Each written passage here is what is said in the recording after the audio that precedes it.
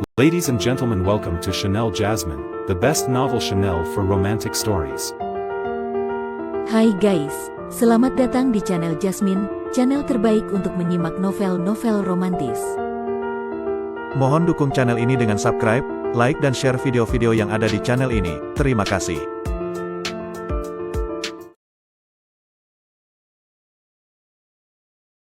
Kaisar Agung Seni Bela Diri Bab 1190. Selain terus mendalami jalur keabadian, Luo Xiu juga mulai mempelajari dan memahami teknik ilahi, teknik 10 penjuru abadi atau teknik 10 penjuru abadi.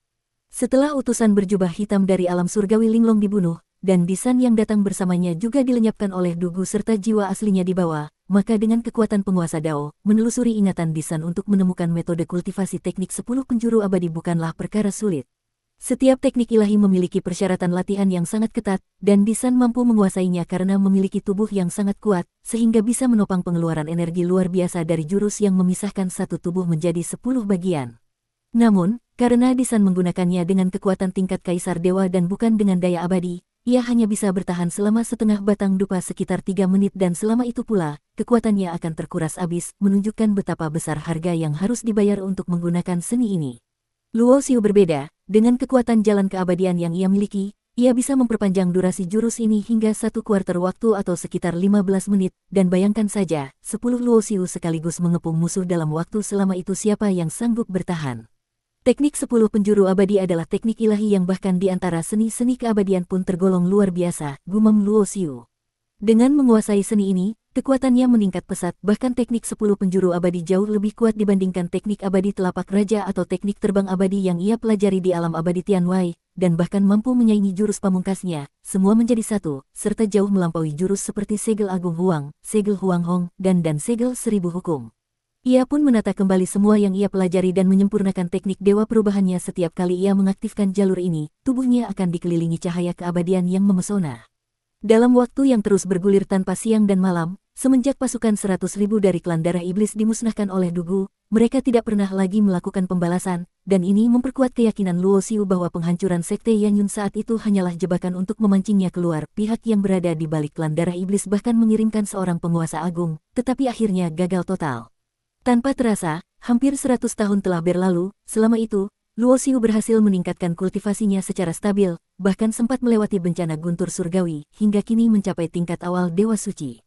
Karena ia hanya memiliki 1 roda kekuatan, maka tingkatannya tidak bisa dinilai dari jumlah roda, bahkan jika ia tidak secara sadar melepaskan aura kultivasinya, para penguasa sekali berdugu pun tak akan mampu menebak sejauh mana kekuatannya.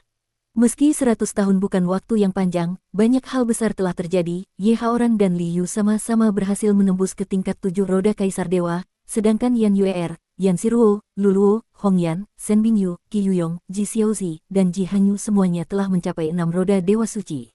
Bahkan Cha Zian yang dikenal memiliki bakat biasa pun berhasil mencapai 5 roda Raja Dewa, dan adiknya, Xiao Jiangming, tak kalah mengesankan karena telah mencapai 5 roda tahap akhir. Semua ini tak lepas dari dedikasi Luo Xiu yang selama bertahun-tahun meracik pil suci untuk mereka. Dengan bakat yang cukup dan limpahan sumber daya, peningkatan pesat seperti itu bukanlah hal mustahil. Padahal, untuk mencapai tingkat 6 roda Dewa Suci atau 7 roda Kaisar Dewa, bahkan para jenius pun biasanya butuh waktu ratusan ribu hingga jutaan tahun, namun Luo Xiu berhasil mematahkan hukum waktu itu dan mendorong pasukannya menuju puncak hanya dalam waktu ratusan tahun.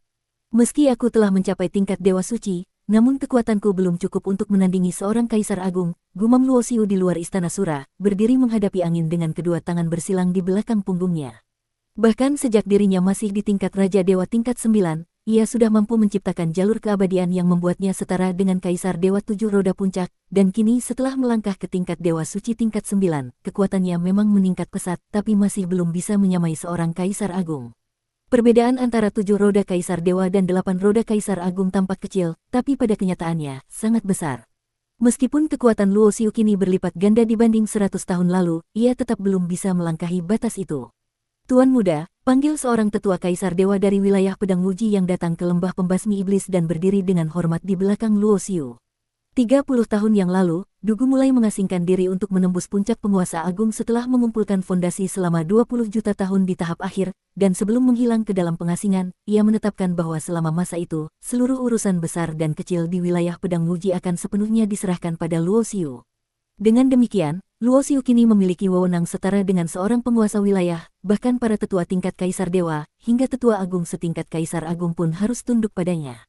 Pasca insiden informasi yang keliru dan nyaris menewaskan Luo Xiu, wilayah Pedang Wuji melakukan pembersihan besar-besaran terhadap para mata-mata dari kekuatan asing yang telah lama menyusup.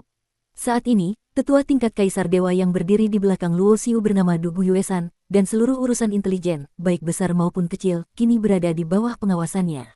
Dalam kurun waktu 100 tahun, banyak hal telah terjadi. Lembah pembasmi iblis mengalami transformasi total dengan peningkatan kekuatan yang tak terhitung, sementara situasi eksternal semakin bergejolak. Jika sebelumnya konflik di dunia 8 arah para penguasa masih berskala kecil dan jarang melibatkan para kaisar dewa tingkat 7 ke atas, kini dalam 100 tahun terakhir, pecah perang besar berkali-kali, mengakibatkan kematian banyak kaisar dewa 7 roda, bahkan beberapa kaisar agung 8 dan 9 roda pun turut gugur, menciptakan kepanikan di kalangan para kultivator. Dalam kekacauan itu, kekuatan misterius bernama penguasa langit yang selama ini bergerak dalam bayang-bayang, mulai memperlihatkan diri. Mereka telah bergerak sejak 100 tahun lalu, dan kini mulai terang-terangan merekrut kekuatan, hingga banyak kekuatan besar di alam liar pun mulai bersekutu dengan mereka. Dari penyelidikan wilayah Pedang Wuji, Luo Xiu menyimpulkan bahwa tanah suci jalur ke-8 berada di bawah dukungan alam naga Dewa Taixu, dan klan darah iblis didukung oleh alam surgawi Linglong, tetapi asal-usul Zhang Tiandi atau penguasa langit bumi tetap menjadi misteri besar yang belum mampu ia pecahkan. Tingkat Dewa Suci tingkat 9 masih belum cukup. Jika aku bisa menembus ke tingkat Kaisar Dewa tingkat 9, maka dengan kekuatan itu ditambah tungku kekacauan Wuji, bahkan jika harus menghadapi serangan dari seorang penguasa agung, aku masih punya peluang untuk bertahan, gumam Luo Xiu.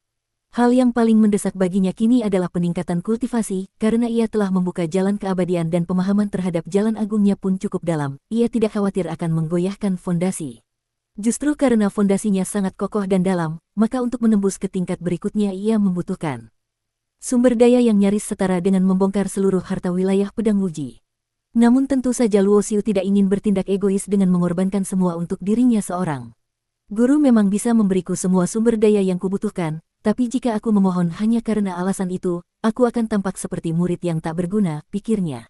Ia sangat memahami bahwa jalan kultivasi sejati harus ditempuh dengan kekuatan sendiri, dan bila segalanya ia andalkan pada gurunya, maka hal itu justru akan membatasi potensi sejatinya.